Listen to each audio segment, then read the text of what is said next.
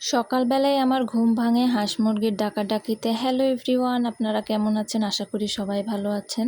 সকালবেলায় ঘুম থেকে উঠে আমি চলে আসি হাঁস মুরগির কাছে। এসে দেখি আমার হাঁস মুরগিগুলা অনেক লাফালাফি করে বাইরে বের হওয়ার জন্য। সেজন্য তাদেরকে বের করে দিয়ে আমি আগে খাবার দিয়ে দিই। খাবার দেওয়া হয়ে গেলে তারপরে হাঁস মুরগির ঘরগুলা পরিষ্কার করি। প্রত্যেক দিন হাঁস মুরগির ঘর পরিষ্কার করা অনেক গুরুত্বপূর্ণ। তার কারণ হাঁস মুরগির ঘর যদি নোংরা থাকে তাহলে তা থেকে বিভিন্ন রোগে আক্রান্ত হবে।